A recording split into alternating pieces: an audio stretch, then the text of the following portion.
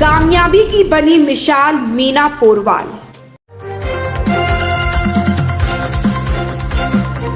आप देख रहे हैं वीआईपी इंडियन न्यूज। चप्पे चप्पे पर होगी हमारी पैनी नजर। नमस्कार, आप देख रहे हैं वीआईपी इंडियन न्यूज और मैं हूं आपके साथ ज्योति कनौजिया। आइए रुक करते हैं खबर की ओर।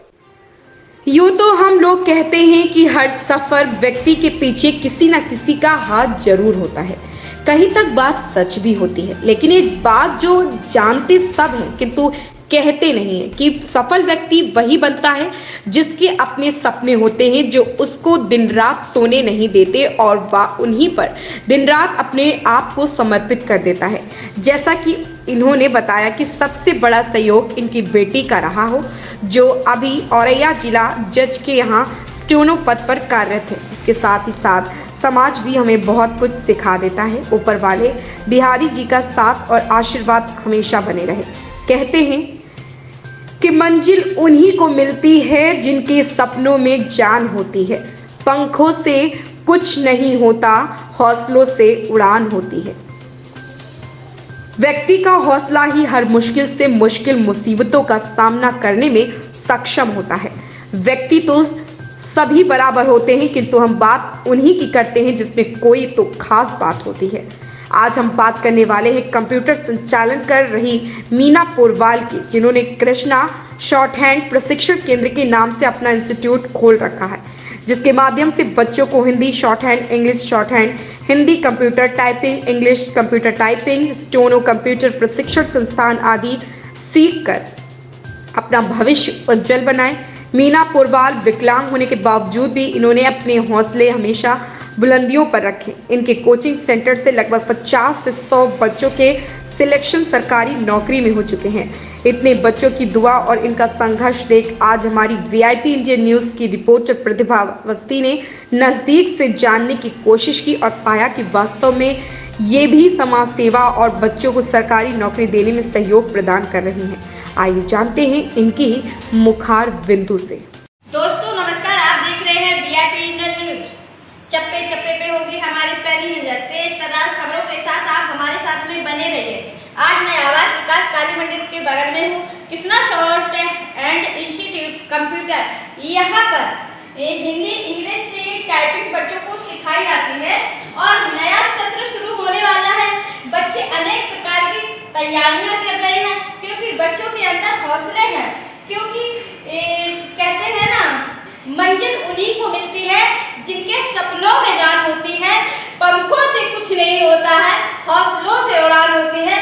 तो ये जो हमारे बच्चे हैं, इंटर कर चुके हैं, बीएससी कर चुके हैं, ये नई नई कोचिंग, नई नई तैयारियां करेंगे। आगे मैं बताऊंगी कि इम्पोर्टेंट क्या है। जी, कृष्णा शॉर्ट हैंड एकेडमी पर हूँ। इसकी संचालिका हमारी मिसेज मीना पोरवाल जी है। मैं बताना चाहूँगी कि किस प्रकार की मैडम हमारी कोचिंग देती हैं और बच्चे यहाँ पर किस प्रकार की कोचिंग लेने के लिए आए।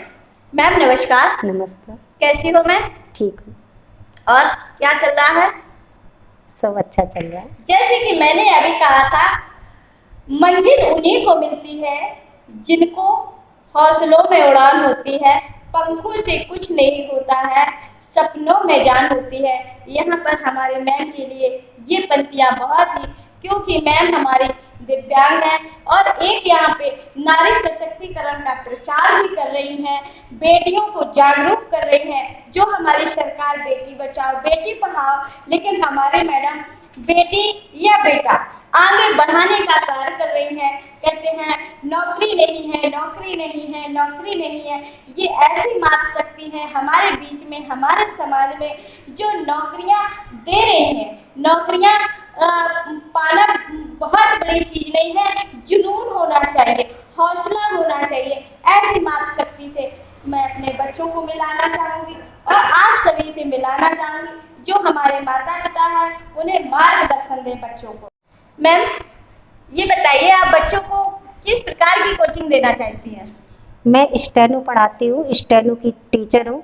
Hindi short hand, English short hand, Hindi typing, English typing को मैं प्रशिक्षण देती हूँ, उसी को पढ़ाती हूँ। बच्चों को रोजगार तक पहुँचाती हूँ स्टेनो सिखाकर। जो बच्चे ऐसा सभी विभाग हैं जो बच्चे स्टेनो पढ़ के लग जाते हैं। जैसे कि प्रशासन विभाग है, न्यायालय विभाग है, विद्यालय है और रेलवे है जी। या किसी भी तहसील है, इस प्रकार के। जी, जैसे संसद है, लोकसभा है, राज्यसभा है, एसएससी है, सीआईएसएफ है, सीआरपीएफ है, स्टेनो जैसे इलाहाबाद हाई कोर्ट है, जी। यूपी ट्रिपल एससी है, ऐसे कई विभाग हैं जिनमें स्टेनो के पद आते हैं और बच्चे उनकी तैयारी हम करवाते हैं। जब वैकेंसी आती है तो बच्चे फॉर्म डालते हैं और मेरे यहाँ से कई बच्चों का सिलेक्शन हुआ है। मेरा यही आत्मविश्वास है। मैं अपने बच्चों के साथ इतनी मेहनत करना चाहती हूँ कि मेरे बच्चों को रोजगार मिले और उनका जीवन बन सके।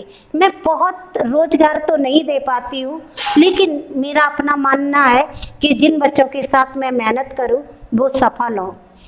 मैम, आपकी बेटी क्या करती है? मेरी बेटी इलाहाबाद हाई कोर्ट की वैकेंसी में डिस्ट्रिक्ट जज के यहाँ औरैया में पोस्टेड है, स्टेनो के पद पर है।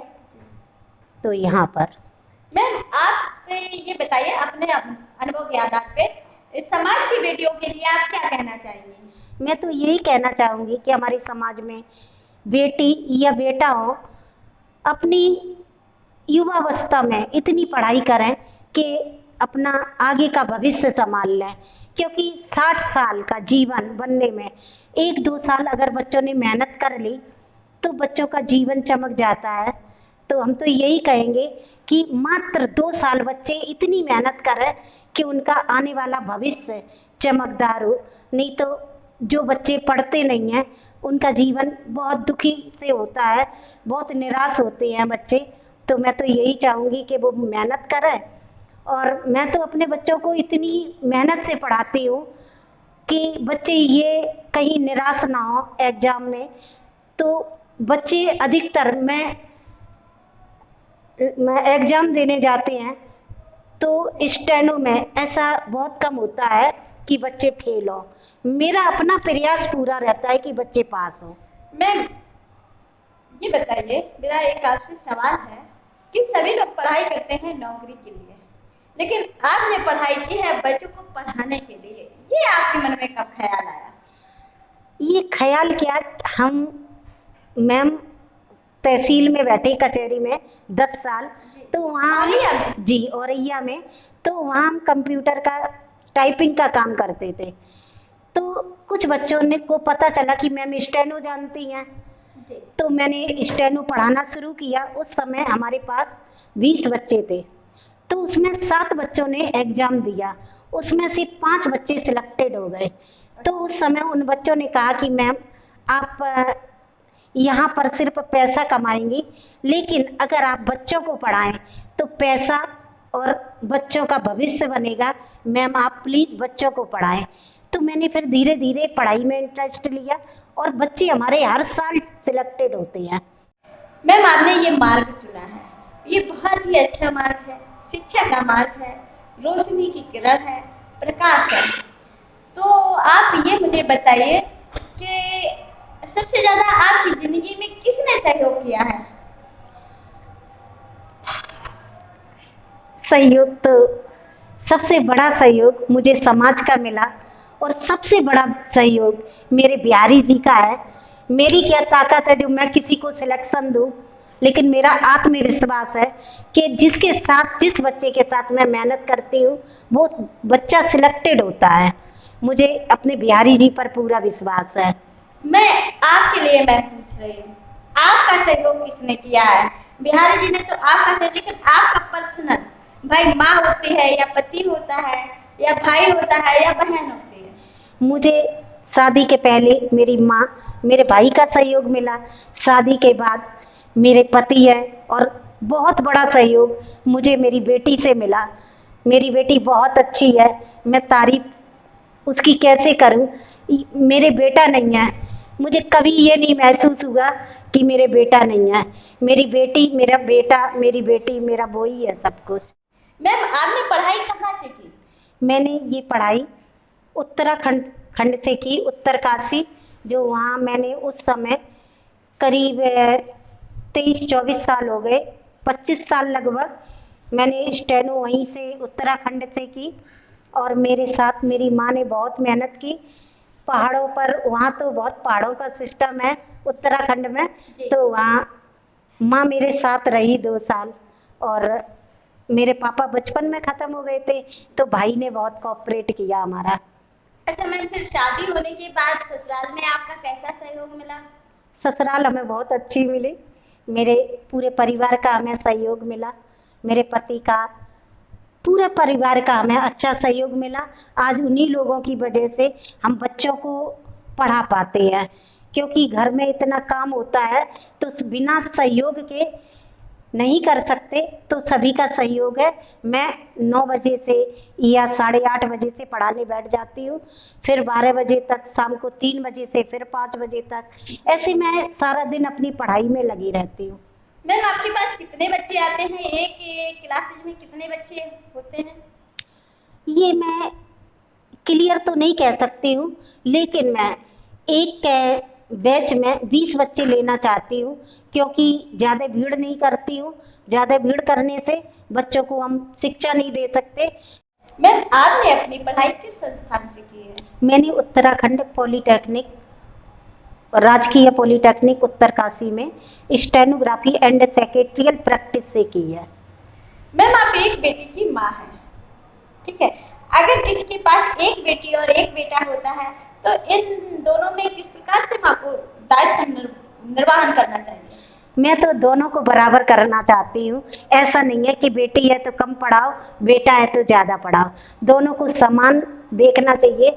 और ऐसा नहीं, बेटी की जॉब लगना भी बहुत ज़रूरी है, क्योंकि आगे चल के एक शिक्षा ही ऐसा माध्यम है जो ऊंचाइयों तक पहुंचा सकता है। अगर एक गरीब बच्चा है वो बहुत मेहनत करेगा तो नहीं आगे निकल सकता, लेकिन एक शिक्षा ऐसी है कि मैडम वो बहुत ऊंचाइयों तक पहुंच सकता है और अपना जीवन खुशहाल बना सकता है।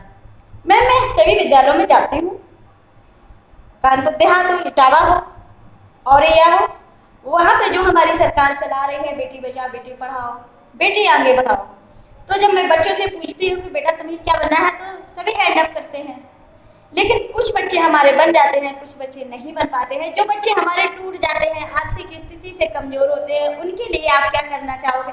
क्या स्टोने बनने के लिए बहुत अधिक पैसे की आवश्यकता पड़ती है?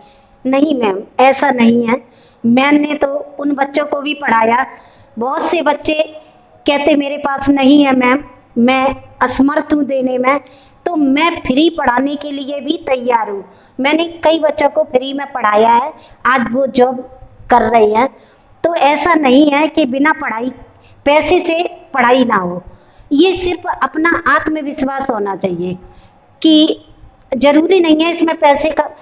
मेरे पास कोई भी बच्चा आए तो मैं तो यही चाहूँगी कि उसकी परिस्थिति हो, नहीं वो दे सकता है तो कम से कम मैं ये कहती हूँ अपना समय तो दे सकते, पढ़ तो सकते हो, जो आगे आने वाला समय आपका अंधकार में ना बीते, आप शिक्षित हो। मैं उन बच्चों के साथ मेहनत करना चाहती हूँ जो हमारे देश के गरीब बच्चे हैं, जो पढ़ने में असमर्थ हैं, नहीं पढ़ पा रहे हैं, वो उन्हें मैं आगे बढ़ाना चाहती हूँ। क्योंकि मैडम मैंने बहुत परेशानी सही है, बिना पैसे के अपना कोई नहीं होता, तो शिक्षा का होना बहुत ज़रूरी है। और जब आपके पास मजबूत शिक्षा होगी तो मैम आप कभी रुक नहीं सकते, आपको आगे बढ़ने से कोई नहीं रोक सकता, क्योंकि आपके अंदर वो अंदर से नॉलेज होती है, उसका ज्ञान होता है और ऊपर वाला उसका ही सहयोग करता, जिसके अंदर शिक्षा की शक्ति होती है, वो कुछ आगे बढ़ जाता है। मैम आप हमें ये बताइए, जैसे कि समाज में अगर डॉक्टर बनना होता है तो MBBS करते हैं या BSc नर्सिंग करते हैं, वकील बनना होता है तो LLB लोग करते हैं, मास्टर बनना होता है तो BTC भी है। लेकिन स्टेनो ऐसा एक पार्ट है कि बच्चों का अभाव है, जानकारी नहीं है, इस पे आप क्या कहना चाहेंगे?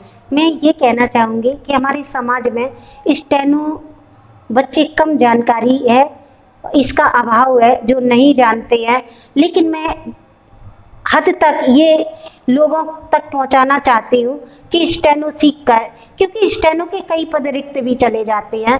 अब जैसे इसमें 1 मिनट में 80 की स्पीड, 100 की स्पीड है। इलाहाबाद हाई कोर्ट में 100 की स्पीड निकलती है। हमारे एसएससी में ग्रेड सी की नौकरी है, वो 100 की है। जैसे हमारे मंत्रालय में है 140 160 की स्पीड है, तो बच्चे वहाँ तक पहुँच नहीं पाते हैं। तो मैं तो यही कहना चाहूँगी बच्चों से, अपने समाज में युवा बच्चों से, कि आप मेहनत करें और आपके साथ हम हैं। आप मेहनत करें, आगे बढ़ें, और इसके लिए थोड़ा धैर्य, पेशेंस होना बहुत ज़रूरी है। ऐसा नहीं है बच्चे क्या करते 4-6 महीने पढ़े, 2-4 महीने पढ़े कि हमारी जॉब लग जाए।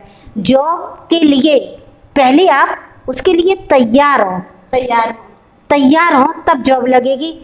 और ऐसा नहीं है कि हमारे जॉब ना निकालती हो सरकार, बराबर समय समय पर हमारे यहाँ वैकेंसी आती है, लेकिन उसके लिए आप शिक्षा ग्रहण करें, स्टेनो को सीख कर उसके पद भरें, आपको जानकारी हो उस चीज की। अच्छा, हाँ। तो सीटें क्या बाकी रह जाते हैं, फुल नहीं हो पाती? हाँ, सीटें इसकी खाली भी चली जाती हैं, क्योंकि जानकारी का अभाव है, बच्चे सीख नहीं पाते। अब 100 की स्पीड मांगी और तुम्हें 60 की स्पीड अगर आती है तो आप कैसे जॉब पा पाएंगे?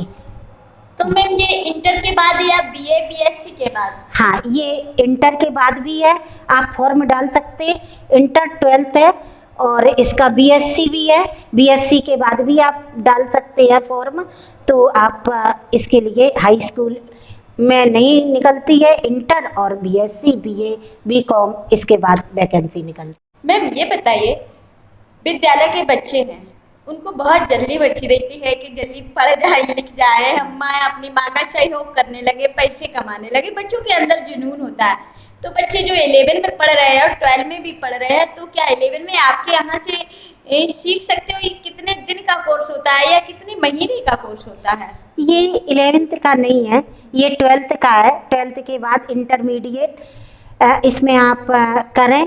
इंटर के 12th का है, बीएससी का है, इसके बाद ही आप फॉर्म डाल सकते हैं। लेकिन तैयारी पहले से करें। कोई भी तैयारी जॉब है एकदम नहीं मिलती।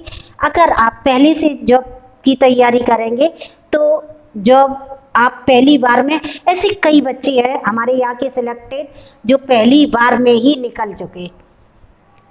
पहली बार में ऐसा नहीं है कि उन्होंने काफ़ी समय लगाया हो पढ़ाई में, ऐसा नहीं है। मैम ये कोर्स कितने महीने का है? ये कोर्स वैसे है तो 6 महीने का, लेकिन 6 महीने में नहीं हो पाता है, क्योंकि हर बच्चे की मेमोरी एक सी नहीं होती कि हर बच्चे एकदम टैलेंट हो, सबकी अलग अलग होती है, अपने अपने दिमाग का हिसाब होता है। तो 1 साल लग जाता, 7-8 महीने लग जाते हैं। फिर प्रैक्टिस इसकी बहुत मस्ट है। अगर आप अच्छी प्रैक्टिस करेंगे और 100 की स्पीड बनेगी, 140 की स्पीड, तो थोड़ा समय लगता है। मैम ये इंग्लिश मीडियम या हिंदी मीडियम से बिलोंग करता है या इसकी कोई स्पेशल भाषा होती है जैसे वकालत होती है? ये ऐसा है मैम, ये सिर्फ एक जॉब के काम आती है। ये हिंदी शॉर्ट हैंड भी होती है और इंग्लिश शॉर्ट हैंड भी होती है। इंग्लिश शॉर्ट हैंड का तो इतना अभाव है कि बच्चे इंग्लिश शॉर्ट हैंड के काफ़ी पद ऐसे ही वेकेंट चले जाते हैं, क्योंकि मैंने इस बार देखा कि बच्चे ही बहुत कम होते हैं। लेकिन मैं इस बार इंग्लिश शॉर्ट हैंड बहुत अच्छे ढंग से पढ़ा रही हूँ। शॉर्ट हैंड मतलब typing? Short hand means steno. Steno और टाइपिंग दोनों है। आपको स्टेनो भी आनी चाहिए और टाइपिंग भी आनी चाहिए। अच्छा, हाँ, हिंदी टाइपिंग भी आनी चाहिए, इंग्लिश टाइपिंग। दोनों सीखनी पड़ेगी बच्चों को? हाँ, दोनों सीखनी पड़ती है। स्टेनो आप एक सीखें, पर आपको टाइपिंग आनी चाहिए। आप किसी अधिकारी के पास जाएंगे तो अधिकारी के पास जाने का मतलब आप मजबूती से जाएं, आपको आता हो। तो आप एक ही समय एडजस्टमेंट करती हो या मंथली के हिसाब से, कैसा क्या क्लास देते हैं? हिंदी की क्लास अलग लेती हूँ, इंग्लिश की अलग लेती हूँ, टाइपिंग भी सिखाती हूँ। तो टाइपिंग के लिए भी अपना समय देती हूँ और अलग अलग क्लास लेती हूँ। जो बच्चे हैं, बच्चे के जो माता पिता है, उनके लिए आप क्या कहना चाहेंगी? मैं तो ये कहना चाहूँगी कि अपने बच्चे का पूरा कोऑपरेट करें। और मैं ये स्पेशली माता पिता से निवेदन करना चाहूँगी कि अगर बच्चा एक बार में पास ना हो तो उसे हतोत्साहित ना करें। बहुत से बच्चे हमारे पास में आके दुखी होते हैं, रोने लगते हैं कि मैम मेरी माँ डांट रही है, हमारा सिलेक्शन नहीं होगा तो क्या होगा। अरे एक बार नहीं हुआ तो मैम दोबारा हो जाएगा, दोबारा नहीं हुआ तो तीसरे बार में हो जाएगा। इसमें निराश होने की क्या बात है।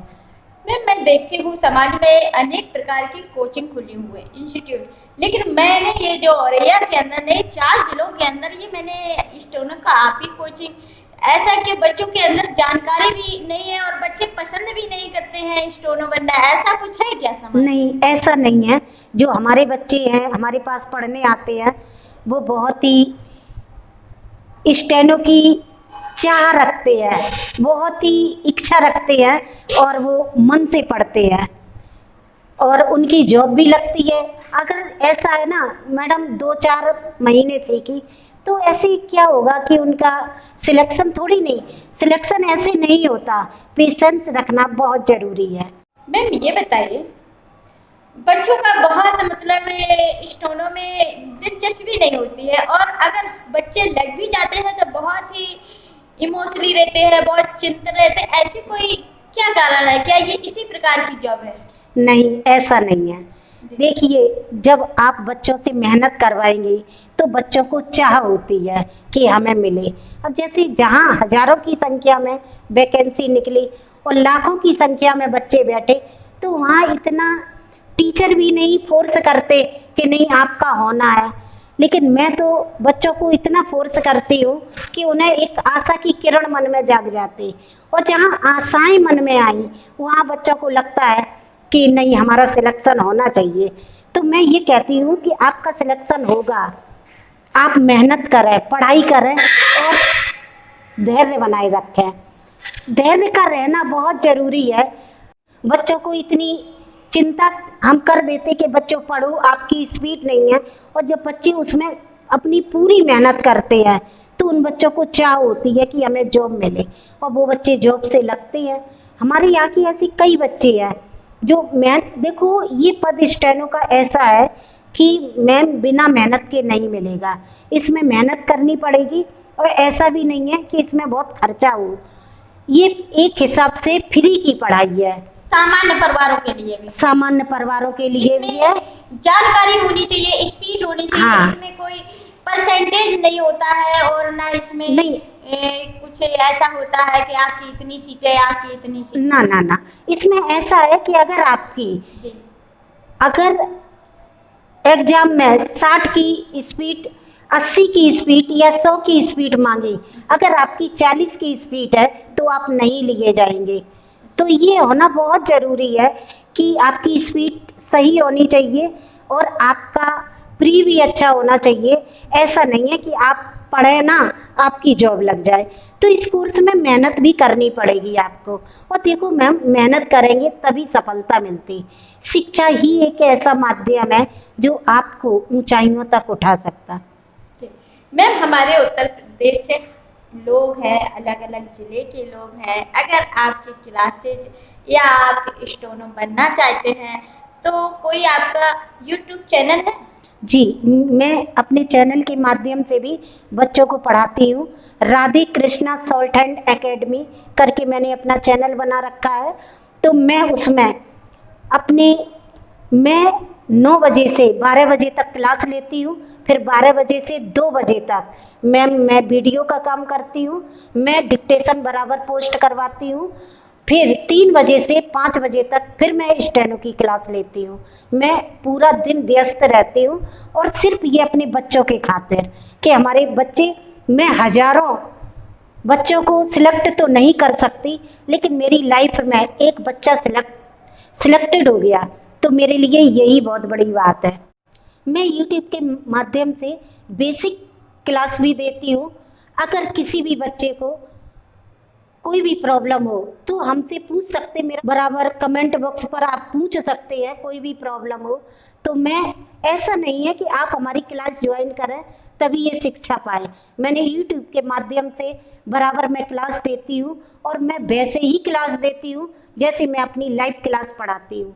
मेरा मानना ये है कि अगर मेरे बच्चे यूट्यूब के माध्यम से यदि सिलेक्शन पाए तो इससे मेरा जीवन धन्य हो जाएगा, सफल हो जाएगा। मैं बस यही कहना चाहती हूँ। मैम, मैं आपके यहाँ देख पा रही हूँ, कृपया अपने भविष्य के वास्ते मोबाइल से चौप रखें। इसका क्या रीजन है, क्या राज है? देखो मैम, मुझे पसंद नहीं है पढ़ते हुए बच्चे मोबाइल रखें, क्योंकि उसमें बराबर मैसेज आते रहते बच्चों के, तो आधे से ज्यादा दिमाग बच्चों का मोबाइल में रहता है। तो मैं ये पसंद नहीं करती हूँ कि बच्चे मोबाइल को ऑन रखें। पहली बात तो मैं यही नहीं पसंद करती हूँ कि बच्चे मोबाइल रखें, लेकिन आजकल का ऑनलाइन का समय है तो मैं मना भी नहीं करती हूँ, लेकिन स्विच ऑफ रखें। मेरी ये रिक्वेस्ट होती है बच्चों से, मैं मोबाइल को नहीं चलाने देती हूँ। आज मैंने मीना कोरवाल से मिलाया है। आप हमेशा संघर्ष के लिए खड़े रहिए और आगे बढ़िए और हमेशा बढ़ते रहिए और अपने अपने बच्चों को हमारे मैडम के संस्थान में जरूर भेजिए। और बहुत ही मैम से मेरी अच्छी मुलाकात रही है और आप भी जल्द ही मुलाकात करिए और अपने बच्चों के लिए कोचिंग का पढ़ाइए और यहाँ से डिप्लोमा मिलता है वो भी प्राप्त करिए। जय हिंद, जय भारत। इस खबर में फिलहाल इतना ही। मिलते हैं दूसरी खबर में वीआईपी इंडियन न्यूज के साथ। चप्पे चप्पे पर होगी हमारी पैनी नजर।